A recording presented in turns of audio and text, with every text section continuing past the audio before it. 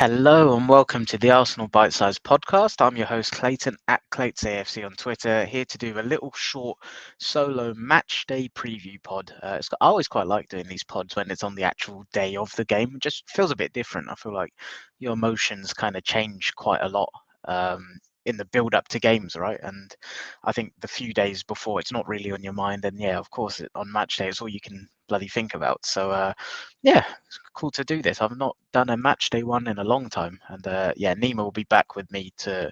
I'll be doing a solo review of the Forest game tomorrow, and then Nima will be back with me to preview the big game, Liverpool.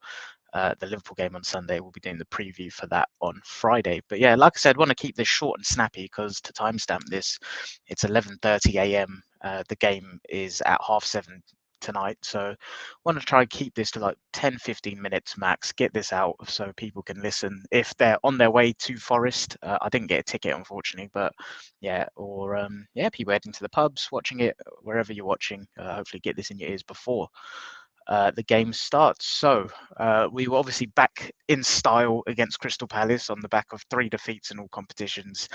Absolutely fucking walloped them 5-0. So yeah, much needed that was. And I think going into predicted lineups, that is something that is quite interesting because obviously starting 11 we went with against Crystal Palace was David Raya in goal. Back four of Ben White, Saliba, Gabriel, Zinchenko. There's supposedly injury doubts over Gabriel and Declan Rice, who I'll get onto in a second. Arteta said they'll both be having late fitness tests. Midfield three against Palace was Declan Rice, Odegaard, and Havertz. And then the front three was Gabriel Jesus, Saka, and Trossard. And obviously Trossard scored, but then Martinelli came on and scored two from the bench. So I guess touching on injuries first. So Arteta said Gabriel and Rice both, yeah, had to be subbed against Palace with injuries like knocks, he said. And their late fitness tests, I think they'll both play. I'm not really concerned. I think 5 days until Liverpool. Forest away is, I'll get onto score predictions later. It's a game I expect us to win, but I don't think it will be easy. And even looking at how the game may pan out, what Forest tried to do. Although under Nuno, they've actually been a bit more expansive than how they were before. I still think in a game like this, they'll probably look to not park the bus, but just defend a little bit more and try hit us on the break. Alanga's back in training. Gibbs White is fit again. So I think transitions is how they'll try to hurt us. And that just screams Gabriel and Declan Rice. So I think if they're remotely fit, they'll be in and play, knowing that Liverpool is 5 days away. And if anything, like match fitness, right? I think it was a big gap. I want to say 10 days in between the Palace game and now this, and then another 5 days. Nah, I think they'll both play. Just before I give my actual predicted 11, we've got Blue Danube Joe in the chat. How you doing, mate? Hope you're good. Says good afternoon. Arsenal travel to Nottingham Forest, where they have lost their last 3 matches, I believe. Looking forward to this match. Thanks for that, mate. But yeah, so yeah, it's not. We've not had a great time there recently, have we? Obviously, last year that was unfortunately when I think that was on my birthday. Last year when Forest were City were confirmed Premier League champions when we lost there. My mind has gone blank on the others. I remember the FA Cup one because I was there, but I can't. Yeah, my mind's gone blank on the third one. But I trust you. So yeah, thanks for that miserable stat, Blue Danube Joe. Another miserable stat to add, which we need to fix, is in our last 3 away league games, we're actually winless. And we've not had a longer run under Mikel Arteta since his first 6 games in charge from December 2019 and June 2020. So 2 stats there that we need to sort out, really. But yeah, anyway, predicted lineups. So bear with me 2 seconds. Just had something pop up on my phone. Yeah, predicted lineups. I was talking about Trossard, right? I think he's going to go unchanged for this game. There was part of me, like I said, I think Gabriel Rice, I think they'll be in and play. The reason I think he'll go Trossard is I think he's trying to. I don't think he's like dropped. I was going to say he's dropped Martinelli. I don't think he's dropped Martinelli, but I think he is intentionally trying to keep him out of the team a little bit, and perhaps psychologically try to just freshen this player up a little bit. And it would fit. Martinelli will play against Liverpool, right? Not a doubt in my mind. So with that in mind, it feels like this is the game to give Trossard a game again, because it would be quite harsh. I don't think Trossard was as exceptional as everyone made out against Palace, but I thought he was good, and he scored, right? And you've got to think in his perspective, what more can he be doing? So this for me feels like more of an opportunistic game for squad morale, like play a Trossard knowing that Martinelli will play against Liverpool, and then if the game is needed, get Martinelli on off the bench. And also tactically, like I said, although Forest have played a bit more expansive under Nuno, I do think this is a game where they'll probably look to sit back a little bit more. And with that in mind, I think that is a state of play that suits Trossard, where he can kind of drop in pockets, connect. If Havertz is playing left eight, he can go run into that space that Trossard vacates. So I actually think that suits quite well as a partnership, the Trossard Havertz Zinchenko left pod, let's say. So yeah, the 11 I'm going for is unchanged from Palace. Yeah, that's the team I'm going for. Blue Danube Joe, have Prem teams figured out how to kind of negate Saka, or is it just his form?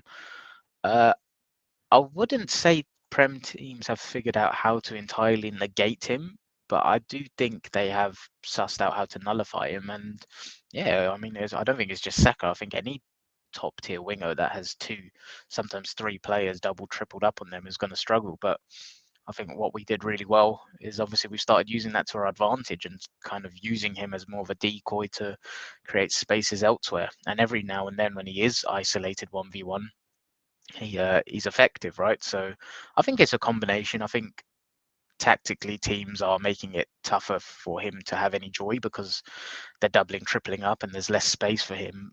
And also, yeah, he's probably not in his finest nick of form per se, but not worried at all, personally. From an FPL perspective, yeah, it's not great. But as an Arsenal fan, no, I think as a team, we have many solutions now, which is brilliant. I think like 18 months ago, we could only find joy on our right-hand side, right? So if anything, it's something that probably works in our favor as a team because it enables us to use it as a decoy to create an overload and then space elsewhere. But yeah, moving on to the Forest lineup. So they actually named back-to-back 11s.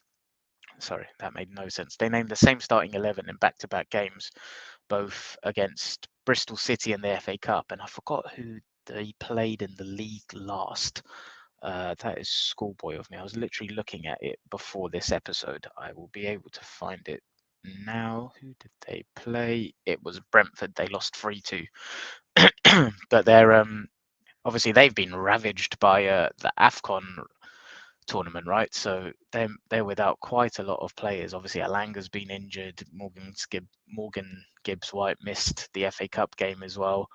I'm just trying to find who it is that they actually have missing from AFCON. So yeah, I've got the list here. So many of them are first teamers for them. Ibrahim Sangare, Willy Bolly, Serge Aurier, Moussa Niakate, who obviously sadly missed that penalty last night at AFCON and actually looked in bits, which was quite sad to see. Cheku Kuyate and Oluena as well. And obviously Tavares is ineligible to play. So they are ravaged with absentees. I did see, though, that they are boosted by the fact that Alanga's back in training, Awani is back in training. I think he's a bit of a handful. And obviously Gibbs White is as well, and Felipe is as well. So the team they did play against Bristol City and Brentford was Matt Turner in goal, Montiel, Omar Bamadeli, Murillo, and Tavares. Midfield trio of Mangala, Danilo, and Yates. Dominguez and Hudson-Odoi either side of Chris Wood. So Gibbs White will come back in. I personally think Alanga will come back in as well. And then, yeah, it'll be interesting to see if Felipe comes back in as well. But that's their team that they've played in the last two games. And yeah, even with Gibbs White and Alanga back in, I think stylistically as a team, they'll be looking to do a similar thing in terms of play a little bit deeper, try and nullify us and try and try and bring us on to then hit us on the break and try target those wide areas where Zinchenko inverts from, right? And sometimes Ben White can be in forward areas. So I think that's what they'll try to do. So, but I think in terms of defending transitions, when Rice, Gabriel Saliba are there as a trio, like I always feel fairly confident anyway. And White, the way he gets back as a powerhouse as well. So with that in mind, like I said, trying to keep it short and sweet. Although I am trying to keep it short and sweet, let me know if there's any questions. I think I'll be able to answer a couple. Score predictions. I do feel fairly confident with this game. Another thing worth noting, which I did see in terms of like tactical stuff, so which goes into my scoreline. I think we're going to score a set piece goal again. I know we've got a couple against Palace, but I don't think set pieces are something that should just be like disregarded. I think it's part of modern football, and it's a bow to have to your arsenal, right? I think we're going to score a set piece goal, and what makes me think this is from the Arsenal website. Was reading through the preview, we have scored the most goals from set piece situations in the division, and meanwhile Forest have conceded the most from set pieces. Like that, if that's not a matchup, I don't know what is. So I think we're going to score from a set piece. In terms of how I think the game will go, I really think we're going to not surprise people, but I think it's going to be another game where I think we maybe restamp our authority. I think there's been some doubt, both in Arsenal circles and outside Arsenal circles, on our credentials and just how good we are. And I think recently, and I think we're going to go there, and I think we're really going to dominate the ball, tick it around nicely. At home, I've personally been a little bit frustrated by our tempo and how quickly we progress the ball from the back. I won't mind it in this game because I think that's it's a place they're going to try and make intimidating through their atmosphere. They're going to try press like when I said they're going to sit off us, I meant when we're in the middle and final third. I think that's what they're going to do. When we're playing from the back, I think they're going to be really front-footed and try press us, and I think that will try galvanize the crowd. So I think that's where we just need to be really smart with our playing out of the back, everyone in their right zones, tick that around, and then just slow the game down, like quiet the crowd, bore them, right? And I think that's what's going to happen. I think the first 15 to 30 minutes, we're going to do that, just kind of try to drain the life out of them, ride that wave of adrenaline that they'll come out with. And then, yeah, I think we'll just pick them off. I think it will be famous last words potentially, but I think it'll be quite a routine victory for us. I'm going 2-1. I would like to see a clean sheet, obviously, but there's just a sneaky in me that with that wave of adrenaline and pace and power, they may create a solid opening or two. So I'm going 2-1 to the Arsenal, but although the scoreline sounds close, I think it will be quite a comfortable 2-1. I think I can see it's like we go 2-0 up and then they get a consolation or something. Or yeah, I just think there'll be large periods of the game where we're dominating the ball and like really dictating the tempo to them. So that's what I hope for anyway. And just to wrap up before we get out of here, Blue Danube Joe says Taiwo Awani might make an appearance too. Yeah, absolutely. I think they would probably. Chris Wood has actually been in decent nick himself. He's got 5 goals and 1 assist in his last 4 Premier League appearances. So yeah, he's in a decent run of form. But yeah, I agree. Awani might make an appearance. But yeah, that's 14 minutes on the clock. So nice short preview.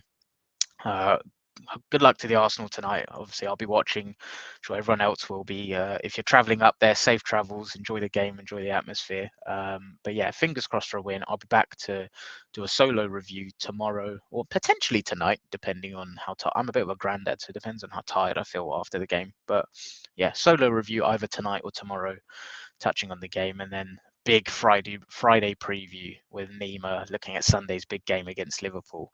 But yeah, if you've enjoyed this, please, and you're watching on YouTube, please give the stream a like, hit that subscribe button. Really helps us out.